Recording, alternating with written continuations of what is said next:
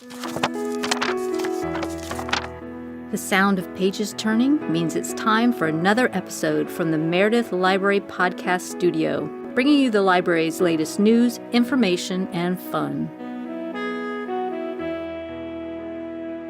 Good afternoon, MaryBeth. Good afternoon, Matthew. Good afternoon, everyone, and welcome to episode number 37 of Check It Out here on the Meredith Library Podcast Studio. All right, our sharp-eared listeners will notice I said good afternoon, MaryBeth, instead of good afternoon, Anna. And the reason for that is our wonderful Anna has departed the Meredith Library for a new job as a youth services librarian in the town of Bristol. So we wish her well, and we are sad to see her go. At the same time, however, we are very happy to welcome MaryBeth King to the podcast as my new co-host. So welcome, MaryBeth. Oh, thank you for welcoming me. I'm very excited to be here. Yes, and we are excited to have you. And I know we're going to have just as much fun as Anna and I have had over the past year, telling everybody about all the great stuff going on here at the Meredith Library. If not more. Oh, maybe more. Oh, maybe there's a competition in the works. Perhaps. All right, so people have to go back to listen to some of the old episodes and the new ones and compare them. Definitely. All right, so MaryBeth, today we are going to talk about the summer reading programs going on here at the library. Yes, indeed. I see on June 28th, we're having a Ghost Lab author visit. Has already happened. We had an author of that book. The Ghost Lab was the title of the book.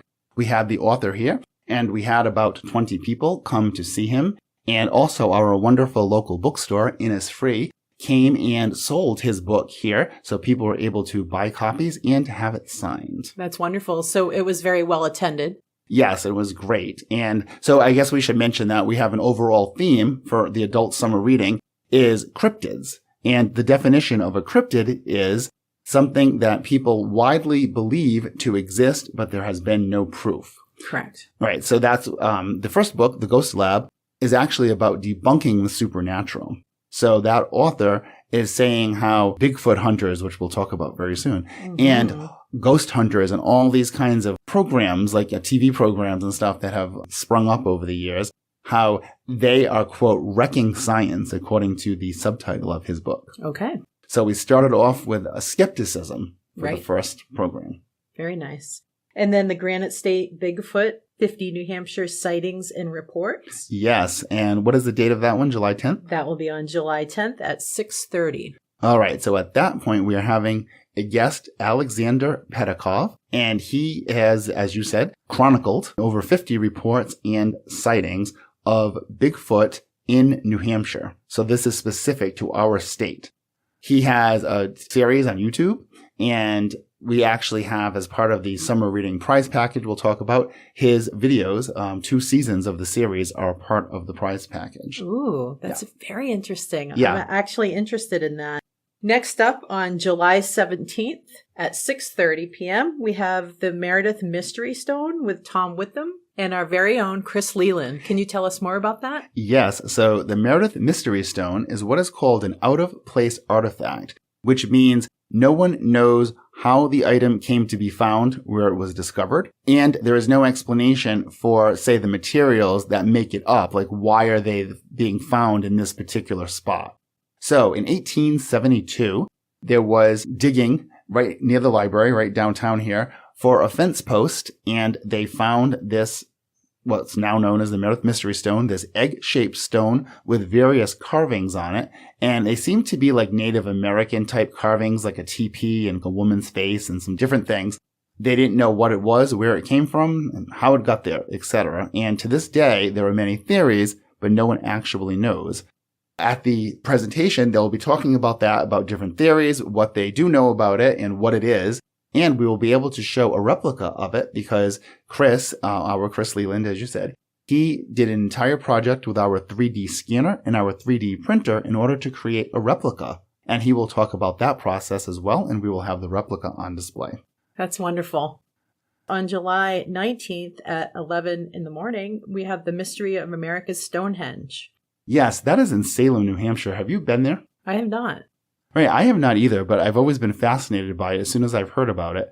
So there is a structure, or rather a group of structures made of stone, just like the famous Stonehenge you hear about in the UK. And this is in Salem, New Hampshire. It is believed to be 4,000 years old, and no one knows who built that.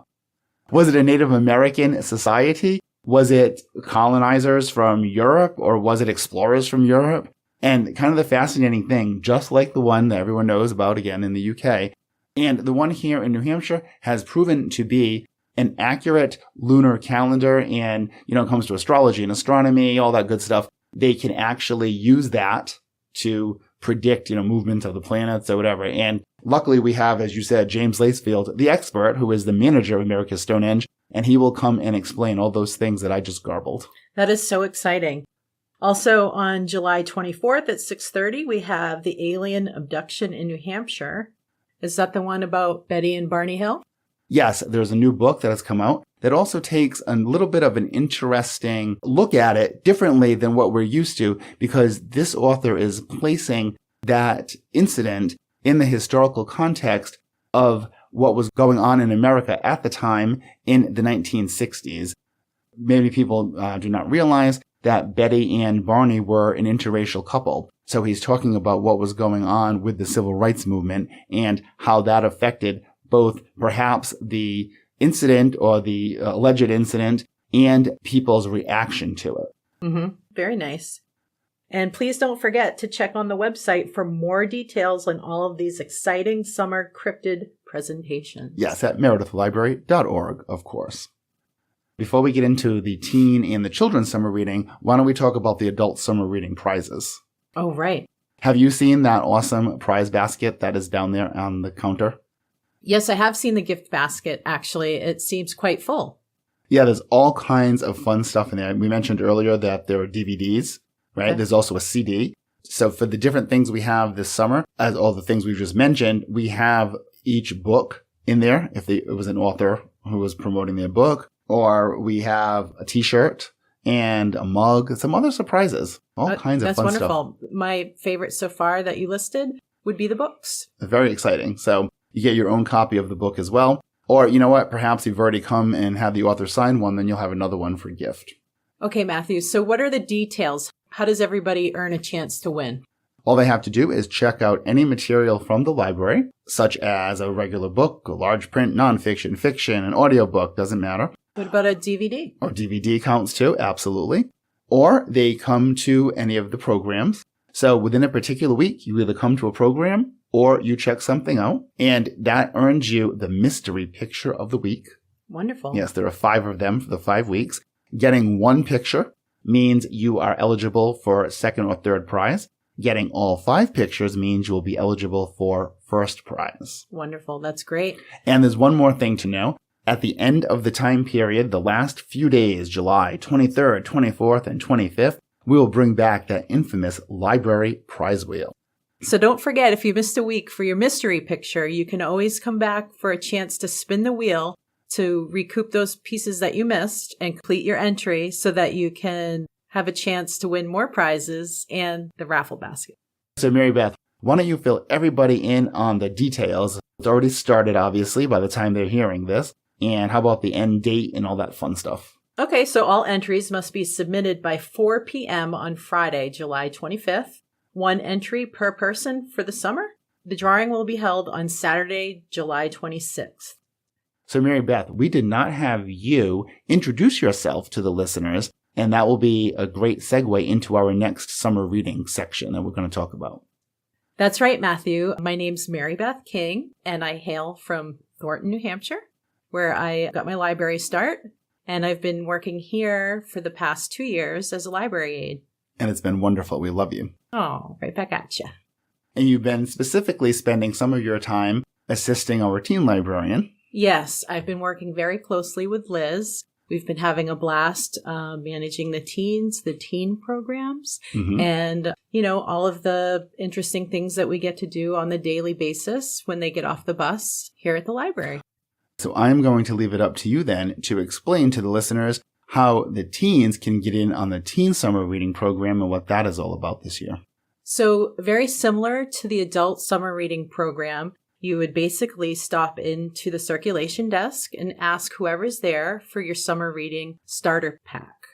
This year's theme is Level Up, so we are basing that on video games and how you can earn XP to also earn Schmitties that you can spend at the Schmitty store. We know the kids love that. Oh, the library currency based on Benjamin Smith, created by Liz, is in fact a Schmitty. Yep, okay, good. That's a good thing to explain. Some of the adults are probably going, what is that?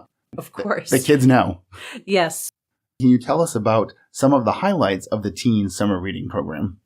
Of course, I would love to. On July 8th, we're going to have a video game taster. We're pulling out all of the games, including Nintendo Switch, the Steam, the old school Wii, and we just got a Oculus Quest 3 for the kids to try out. Oh, that sounds like so much fun. We're also going to have an escape room on August 5th. You and your adventurous companions have been tasked to find an ancient scroll in the Mad Magi's tower. Can you find it and destroy it before he returns and turns you into a frog? On August 12th, we're going to have Family Feud, Battle It Out in the Library. Guess the most popular answers for fun, silly questions in the fast-paced game show showdown. Ooh, I want to go to these. These sound like a lot of fun. Well, you'll be most likely included in the next one I'm going to announce, which is Beat the Librarians. Oh, tell us more. Do you have what it takes to beat the MPL Librarians? Chris, MaryBeth, Liz, and the gang will be on hand to play you at their best game. Oh, that is going to be awesome. I hope you'll be there. Do you have any more teen ones, or should we move on to the children's program? Let's move on to the children's program. Why not? All right, so can you tell us a little bit about the summer reading program for little kids? Well, Miss Karen is, of course, going to have her own version of the summer reading program where you can earn to spend in her store that she has every year. I know just today she was stocking the glass case. It has been moved into the children's room, and it looks like a little toy store to me. That's amazing. She always does such a great job. Kids will have a reading log, keep track of what they're reading, and then earn some kind of currency. I don't know what she calls hers, but some kind of tokens or something, and then they'll get to spend those on toys and fun stuff. Yes, there's a lot of fun happening here at the library with all of the summer reading programs. All right, well, MaryBeth, it was so awesome welcoming you to the podcast, and I know you're an avid listener, so how does it feel on the other side of the microphone? Well, I'd be lying if I said I didn't always secretly want to do a podcast. So I'm so excited to be here. All right, awesome. We want to thank everyone for listening today, and we'll be looking forward to spending time with everyone in the next episode. Goodbye, MaryBeth. Goodbye, Matthew. Goodbye, everyone. Podcast music titled Daytime TV Theme by Kevin MacLeod of Incompetech.com. Licensed under Creative Commons by Attribution 4.0. Podcast copyright 2025. Meredith Library Podcast Studio.